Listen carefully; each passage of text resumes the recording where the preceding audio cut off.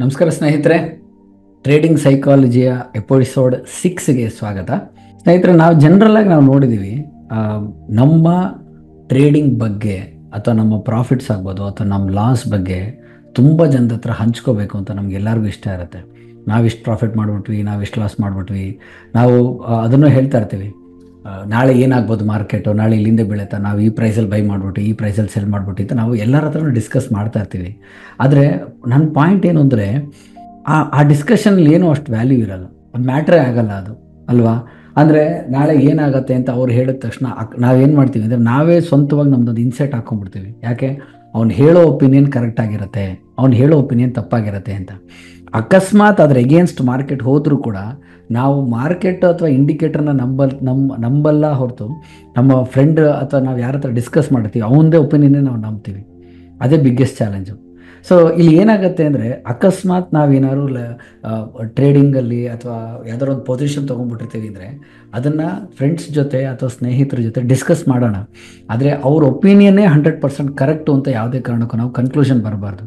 ಮಾರ್ಕೆಟಲ್ಲಿ ಚಾರ್ಟ್ಸು 100% ಎಲ್ಲ ಇನ್ಫಾರ್ಮೇಷನ್ ಕೊಟ್ಬಿಡತ್ತೆ. Price will tell you everything. ಇವಾಗ ಏನಿದೆ ಪ್ರೈಸು, ನಿನ್ನೆ ಪ್ರೈಸ್ ಏನಿದೆ, ಇಷ್ಟನ್ನು ಮಾತ್ರ ನಾವು ತಿಳ್ಕೊಂಡ್ರೆ ಸಾಕು, ಮಾರ್ಕೆಟ್ ಮೇಲೆ ಹೋಗುತ್ತಾ ಕೆಳಗೆ ಬರುತ್ತಾ ಅಂತ ಗೊತ್ತಾಗುತ್ತೆ. ಆದರೆ ನಾವೇನು ಮಾಡ್ತೀವಿ ಅಂದರೆ, ಒಂದು ಅಡಿಷ್ನಲ್ ಇನ್ಸೈಟ್ಗೋಸ್ಕರ ಬೇರೆಯವ್ರ ಒಪಿನಿಯನ್ ಕೇಳ್ತೀವಿ. ಅವ್ರ ಒಪಿನಿಯನ್ನೇ 100% ಕರೆಕ್ಟು ಅಂತ ನಾವು ಕನ್ಕ್ಲೂಷನ್ ಬಂದ್ಬಿಡ್ತೀವಿ, in spite of looking it the strategies. So ಈ ವ್ಯಾಲಿಡೇಷನ್ ಏನಿದೆಯಲ್ಲ, ಸೊ ಇದು ನಮಗೆ ತುಂಬ ಡೇಂಜರಸ್ ಅಂತ ಕೂಡ ಆಗ್ತೀವಿ. ಸೊ ಏನಾಗುತ್ತೆ, ನಾವು ಏನೋ ಒಂದು ಒಪಿನಿಯನ್ ಮೇಲೆ ಅಥವಾ ನಮ್ಮ ಸ್ಟ್ರಾಟಜಿ ಅಥವಾ ನಮ್ಮ ಸಿಸ್ಟಮ್ ಮೇಲೆ ನಾವು ಬೈ ಅಥವಾ ಸೆಲ್ ಅಂತ ಹಾಕಿರ್ತೀವಿ. ಆ್ಯಂಡ್ ಇದ್ದಕ್ಕಿದ್ದಂಗೆ ಮಾರ್ಕೆಟ್ ಕ್ಲೋಸ್ ಆದಮೇಲೆ ಡಿಸ್ಕಷನ್ ಮಾಡಿದಾಗ ಅದು ತಪ್ಪಾಗತ್ತೆ ಅಂತ ಗೊತ್ತಾಗುತ್ತೆ. ಆ ಟ್ರೇಡ್ ತಪ್ಪು ಅಂತ ಹೇಳ್ತೀವಿ. ಯಾಕೆ? Based on the other fundamental news ಅಥವಾ ಇನ್ನೊಬ್ಬರ ಒಪಿನಿಯನಿಂದ ನಾವೇನು ಮಾಡ್ತೀವಿ ಅಂದರೆ, ನಮ್ಮ ಇಂಡಿಕೇಟರ್ ಅಥವಾ ನಮ್ಮ ಸಿಸ್ಟಮ್ನ ತಪ್ಪು ಅಂತ ಹೇಳ್ಬಿಟ್ಟು ಅಲ್ಲಿಂದ ನಾವೇನು ಮಾಡ್ತೀವಿ, ಅವನ ಸಿಸ್ಟಮ್ ಅವ್ನು ಹೇಳಿರೋದೇ ಕರೆಕ್ಟು ಅಂತ ನಾವು ಫಾಲೋ ಮಾಡೋಕ್ಕೆ ಶುರು ಮಾಡ್ತೀವಿ. ಮತ್ತೆ ಅಥವಾ ಪ್ರಕಾರ we make a beginner trader, amateur traders ಕೊಟ್ಟೋಗ್ತೀವಿ ನಾವು, ಕರೆಕ್ಟ್ ಅಲ್ವಾ? ಸೊ ಇಲ್ಲಿ ಏನಾಗುತ್ತೆ ಅಂದರೆ, ನಮ್ಮ ಚಾರ್ಟ್ಸು ನಮ್ಮ ಟ್ರೇಡಿಂಗ್ ಸಿಸ್ಟಮ್ ಬಿಟ್ಟರೆ ಮಿಕ್ಕಿದ ಎಲ್ಲ ಸುಳ್ಳು ಅನ್ನೋದು ಫಸ್ಟ್ ತಲೆಗೆ ಹೋಗಬೇಕು. ಎಷ್ಟೇ ಯಾರೇ ಏನೇ ನಮ್ಮ ಒಪಿನಿಯನ್ ಕೊಡಲಿ, ಅದೆಲ್ಲ ಒಪಿನಿಯನ್ನು ಕೂಡ ಈ ಇಂಡಿಕೇಟರ್ ಮುಂದೆ ಅಥವಾ ಈ ಸಿಸ್ಟಮ್ ಮುಂದೆ ಏನು ಇಲ್ಲ ಅನ್ನೋ ಥಾಟ್ ಫಸ್ಟು ನಮ್ಮ ತಲೆಗೆ ಹೋಗಬೇಕು. ನಾವೇನು ಮಾಡಬೇಕಾಗಿರೋದು ಅಂದರೆ, ಒಂದು ಒಳ್ಳೆ ಪ್ರೊಫೆಷ್ನಲ್ ಇದು ನಾವೇ ಮಾತುಕತೆ ಆಡ್ಕೊಂಡ್ಬಿಟ್ಟು ಸಾವಿರಾರು ಇಂಡಿಕೇಟರ್ಸ್ ಸ್ಟ್ರಾಟಜೀಸ್ನ ಟೆಸ್ಟ್ ಮಾಡಿ, ಬ್ಯಾಕ್ ಟೆಸ್ಟ್ ಮಾಡಿ, ಒಂದು ಪರ್ಫೆಕ್ಟ್ ಸಿಸ್ಟಮ್ನ, ನಮಗೆ ಯಾವುದು ಪರ್ಫೆಕ್ಟು, ನಮಗೆ ಸೂಟ್ ಆಗೋವಂಥದ್ದು, ಅದು ನಮಗೆ ಪರ್ಫೆಕ್ಟ್ ಟ್ರೇಡಿಂಗ್ ಸಿಸ್ಟಮ್ ಅಂತ ಹೇಳ್ತೀವಿ. ಅದನ್ನು ಸೆಟ್ರೇಟ್ ಮಾಡ್ಕೊಂಬಿಟ್ಟು ಅದೇನು ಹೇಳುತ್ತೆ ಅದನ್ನು ಮಾತ್ರ ನಾವು ಬ್ಲೆಂಡಾಗಿ ಕೇಳ್ಕೊಂಡು ಹೋಗ್ತೀವಿ ಅಂತ ಒಂದು ಕನ್ಕ್ಲೂಷನ್ ಬರಬೇಕು. ಸೆಕೆಂಡು, ಯಾರು ಏನಾದರೂ ಒಂದು ಒಪಿನಿಯನ್ ಕೊಟ್ಟರು ಅಥವಾ ಅವ್ರ ಬಗ್ಗೆ ಏನಾದ್ರು ನಾವು ಅವ್ರ ಹತ್ರ ಯಾರ ಹತ್ರ ಒಬ್ಬರ ಹತ್ರ ಕಾಲ್ಸು ಅಥವಾ ಸಿಗ್ನಲ್ಸ್ ಇಸ್ಕೊಂಡಿವಿ ಅಂದರೂ ಕೂಡ ನಮ್ಮ ಇಂಡಿಕೇಟರು ಕನ್ಫರ್ಮೇಷನ್ ಕೊಡಬೇಕು, ಅವ್ರ ಒಪಿನಿಯನು ಅದ್ರ ಜೊತೆ ಮ್ಯಾಚ್ ಆಗಬೇಕು. ಆವಾಗಷ್ಟೇ ನಾನು ಎಂಟರ್ ಆಗ್ತೀನಿ ಅಂತ ಡಬಲ್ ಕನ್ಫರ್ಮೇಷನ್ ತೊಗೊಳ್ಬೇಕು. So we need to discover ourself. And next key point, ಮಾರ್ಕೆಟಲ್ಲಿ ನಿಮಗೆ definitely second opportunity, second chance ಕೊಟ್ಟೇ ಕೊಡ್ತಾನೆ. ಅದು ನನ್ನ ಅನುಭವದಲ್ಲಿ ಹೇಳ್ತಾ ಇರೋದು. ಕರೆಕ್ಟಾಗಿರೋ ಜಾಗದಲ್ಲಿ ನೀವು ಟ್ರೇಡ್ ಹಾಕಿದ್ರಿ, ಅಕಸ್ಮಾತ್ ಅದೇನಾದ್ರು ಲಾಸಸ್ಸಲ್ಲಿ ಹೋಗ್ತಾ ಇತ್ತು ಅಂದರೆ ನಿಮಗೆ ವಾಪಸ್ ಬೌನ್ಸ್ ಬ್ಯಾಕ್ ಕೊಟ್ಟು ಸೆಕೆಂಡ್ ಚಾನ್ಸ್ ಕೊಟ್ಟೇ ಕೊಡ್ತಾನೆ. ಎಷ್ಟೊಂದು ಸತಿ ಏನಾಗ್ಬಿಡುತ್ತೆ ನಮ್ಮ ಸಿನಾರಿಯೋಸಲ್ಲಿ ಅಂದರೆ, ಆ ಪರ್ಟಿಕ್ಯುಲರ್ ಲೂಸಿಂಗ್ ಟ್ರೇಡ್ ನೋಡೋಕೆ ಆಗಲಾರ್ದೆ, ಅಯ್ಯೋ ನಾನು ಆಚೆ ಇದು ಸುಮ್ಮನೆ ಮಾರ್ಕೆಟಲ್ಲಿ ನೋಡ್ತಾ ಕೂತಿದ್ರೆ ನಾನು ಎಷ್ಟೊಂದು ಲಾಸ್ ಮಾಡ್ತಾ ಇರಲಿಲ್ಲ ಅಂತ ಒಂದು ವಿಶ್ ಬರ್ತಾನೆ ಇರುತ್ತೆ.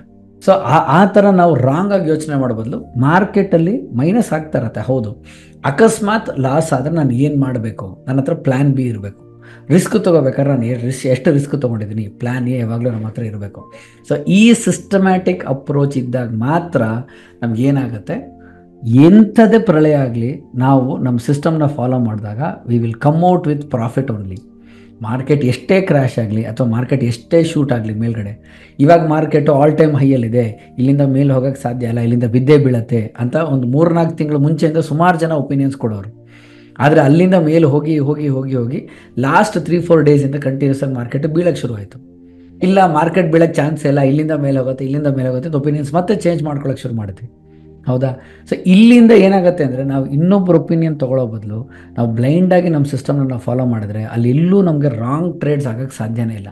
ಇನ್ ಕೇಸ್ ರಾಂಗ್ ಆದರೂ ಕೂಡ ನಾವು ಎಷ್ಟು ರಿಸ್ಕ್ ತೊಗೊಂಡಿದ್ದೀವಿ, ಲೀಸ್ಟ್ ರಿಸ್ಕ್ ತೊಗೊಂಡಿರ್ತೀವಿ. ಒಂದು ಸತಿ ಆ ಟ್ರೇಡನ್ನ ಲಾಸಲ್ಲಿ ಕಟ್ ಮಾಡಿಬಿಟ್ಟು ನಮ್ಮ ಮನಿ ಮ್ಯಾನೇಜ್ಮೆಂಟ್ ಪ್ರಕಾರ ಅಡಿಷ್ನಲ್ ಟ್ರೇಡ್ ಹಾಕ್ಬಿಟ್ಟು ಲಾಟ್ ಇನ್ಕ್ರಿಮೆಂಟ್ ಮಾಡಿ ಪ್ರಾಫಿಟ್ಗೆ ತೊಗೊಂಬರ್ಬೋದು. ಸೊ ಟೆಸ್ಟೆಡ್ ಪ್ರೂವನ್ ಸಿಸ್ಟಮ್ ಇಟ್ಕೊಂಡು ನಾವು ಎಂಟರ್ ಆದರೆ ಎನಿ ಪಾಯಿಂಟ್ ಆಫ್ ಟೈಮ್ ನಮ್ಮದು ವಿನ್ನಿಂಗ್ ಸ್ಟ್ರೀಕ್ಸ್ ಜಾಸ್ತಿ ಇರುತ್ತೆ, ಲೂಸಿಂಗ್ ಸ್ಟ್ರೀಕ್ಸ್ ತುಂಬಾ ಕಮ್ಮಿ ಇರುತ್ತೆ. Believe in your system. So self talk ಇದೆಯಲ್ಲ, ಅದೇ one of the best talk. ನಾನು ಯಾಕೆ ತಪ್ಪು ಮಾಡಿದೆ, ಎಲ್ಲಿ ತಪ್ಪಾಗ್ತಾ ಇದೆ, ನಾನು ಇನ್ನೊಬ್ರು ಒಪಿನಿಯನ್ ಕೊಟ್ಟಿದ್ದು ಮಾಡೋಣ ಅಥವಾ ದುರಾಸೆಗೆ ಬಿದ್ದನ.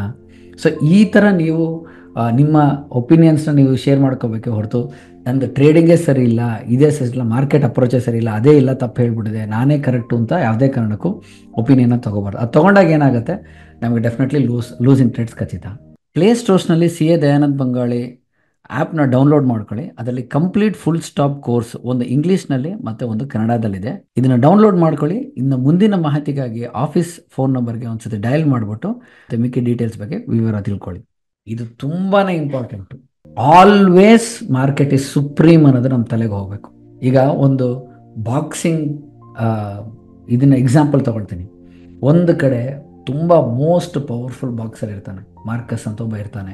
ಅವ್ನು ಇದುವರೆಗೂ ಅನ್ಡಿಫೀಟೆಡ್, ಬರೀ 10 ಲಾಸು, 100 ಫೈಟ್ಸಲ್ಲಿ 10 ಸತಿ ಅವ್ನು ಕಳ್ಕೊಂಡಿದ್ದಾನೆ, 90 ಸತಿ ಗೆದ್ದಿದ್ದಾನೆ.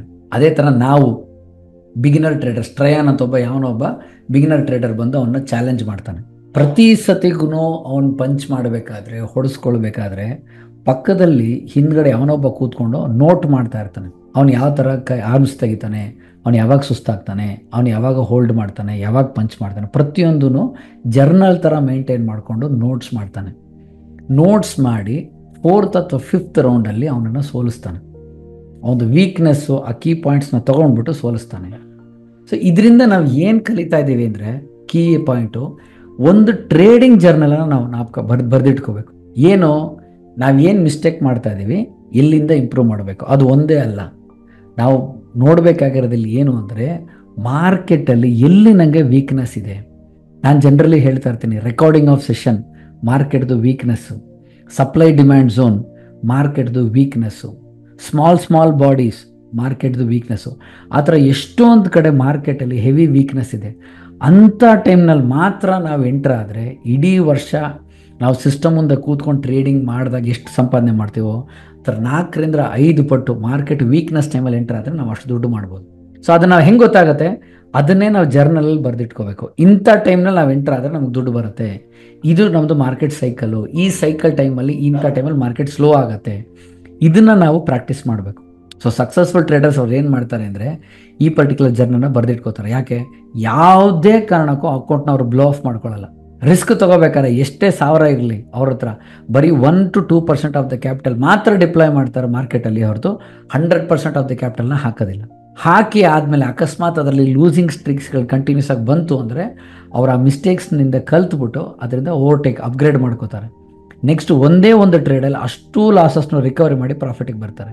And next key point, they are honest about there vulnerability. ಯಾರ ಹತ್ರನೂ ಸುಳ್ಳು ಹೇಳಲ್ಲ.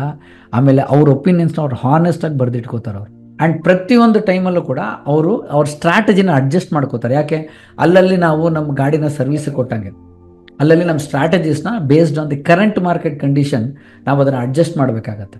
ಅಡ್ಜಸ್ಟ್ ಮಾಡ್ಕೊಂಬಿಟ್ಟು ನಾವು ಮೂವ್ ಆನ್ ಆಗಬೇಕಾಗತ್ತೆ. ಸೊ ಇಲ್ಲಿ ನಾವೇನು ಹೇಳಕ್ಕೆ ಟ್ರೈ ಮಾಡ್ತಾ ಇದ್ದೀವಿ ಅಂದರೆ, ನಾವು ನಮ್ಮ ಸೆಲ್ಫ್ ಅಸೆಸ್ಮೆಂಟ್ನಲ್ಲಿ ತುಂಬ ಬ್ರೂಟಲ್ ಆಗಿರಬೇಕು. ಹೀಗೆ ಮಾಡ್ತೀನಿ, ಇಲ್ಲಿ ನಾನು ತಪ್ಪು ಮಾಡ್ತಾ ಇದ್ದೀನಿ, ಇನ್ಮೇಲಿಂದ ತಪ್ಪು ಮಾಡೋಕ್ಕೆ ಹೋಗಲ್ಲ. ಅಕಸ್ಮಾತ್ ನೀವು ತಪ್ಪಾಯಿತು ಅಂತ ಕೇಳಿದ್ರೆ ಮಾರ್ಕೆಟ್ ನಿಮ್ಮನ್ನು ಕ್ಷಮಿಸಲ್ಲ, ಪನಿಷ್ಮೆಂಟ್ ಕೊಡುತ್ತೆ. ಏನದು ಪನಿಷ್ಮೆಂಟು, ನಿಮ್ಮ ಕ್ಯಾಪಿಟಲ್ ಎರೋಡ್ ಆಗುತ್ತೆ. ಸೊ ನೀವು ಇಲ್ಲಿ ಮಾಡಬೇಕಾಗಿರೋದೇನು ಅಂದರೆ, ಮಿಸ್ಟೇಕ್ಸ್ ಕಮ್ಮಿ ಪರ್ಸೆಂಟೇಜಲ್ಲಿ ಮಾಡಬೇಕು, ಪ್ರಾಫಿಟ್ಸ್ನ ಜಾಸ್ತಿ ಪರ್ಸೆಂಟೇಜಸಲ್ಲಿ ಮಾಡಬೇಕು. ಅದನ್ನು ಕರೆಕ್ಷನ್ ಮಾಡ್ಕೊಂಬಿಟ್ಟು ತುಂಬ ತಾಳ್ಮೆಯಿಂದ ಮಾರ್ಕೆಟಲ್ಲಿ ಬರೀ ಅದರದ್ದು ವೀಕ್ನೆಸ್ ಮಾತ್ರ ಚೆಕ್ ಮಾಡಿಕೊಂಡು ರೈಟ್ ಆಪರ್ಚುನಿಟೀಸಿಗೆ ಬಂದಾಗ ಮಾತ್ರ ನೀವು ಇನ್ವೆಸ್ಟ್ಮೆಂಟ್ ಮಾಡ್ತಾ ಹೋದರೆ 100% ನೀವು 10 lakhsನ 100 crores ಮಾಡ್ಬೋದು with 25% compounding over a period of 25 years. So ಇದು ಫೈನಲ್ ಎಪಿಸೋಡ್ ಆಗಿತ್ತು, ಎಪಿಸೋಡ್ ನಂಬರ್ 6. ನೆಕ್ಸ್ಟ್ ಎಪಿಸೋಡ್ನಲ್ಲಿ ಕಂಪ್ಲೀಟ್ ಸಮ್ಮರಿ ನೋಡ್ಕೊಂಡ್ಬಿಟ್ಟು ನಾವು ಯಾವ ಥರ ನಮ್ಮ ಟ್ರೇಡಿಂಗ್ ಸೆಟಪ್ನ ರೆಡಿ ಮಾಡ್ಕೋಬೇಕು, ಟ್ರೇಡಿಂಗ್ ಸೆಟಪ್ನ ರೆಡಿ ಮಾಡ್ಕೊಂಬಿಟ್ಟು ಯಾವ ಥರ ಕಾಂಪೌಂಡಿಂಗ್ ಮಾಡೋದು ಅಂತ ತಿಳ್ಕೊಳ್ಳೋಣ. ಅದಲ್ಲದೆ ನಿಮ್ಮ ಎಕ್ಸ್ಪೀರಿಯನ್ಸು, ನೀವು ಮಾರ್ಕೆಟಲ್ಲಿ ಯಾವ ಥರ ಕಳ್ಕೊಂಡಿದ್ದೀರಾ, ಯಾವ ಥರ ಸಂಪಾದನೆ ಮಾಡಿದ್ದೀರಾ, ನಿಮ್ಮ ಎಕ್ಸ್ಪೀರಿಯನ್ಸ್ಗಳನ್ನ ದಯವಿಟ್ಟು ಕಮೆಂಟ್ಸ್ ಬಾಕ್ಸ್ನಲ್ಲಿ ಶೇರ್ ಮಾಡಿರಿ. ಇನ್ನೂ ನೀವೇನಾದ್ರು ಥಾಟ್ಸು ಅಥವಾ ನಿಮ್ಗೆ ಯಾವ್ದಾದ್ರು ಕಾನ್ಸೆಪ್ಟ್ಸ್ ವೀಡಿಯೋಸ್ ಬಗ್ಗೆ ಹೇಳಬೇಕು ಅಂತಿದ್ರು ಅದನ್ನು ಕೂಡ ನಮ್ಮ ಕಮೆಂಟ್ ಸೆಕ್ಷನಲ್ಲಿ ಹೇಳ್ರಿ. ನಮ್ಗೆ ಏನು ಗೊತ್ತಿದೆ ನಮ್ಮ ಒಪಿನಿಯನ್ಸ್ ನಾವು ಅದ್ರಲ್ಲಿ ಶೇರ್ ಮಾಡ್ತೀವಿ. Thank you everyone, take care, all the best. ಸಂಪರ್ಕಿಸಿ CA Dayanand Bongali, stock market training institute, Rajajinagar, first block, Bengaluru.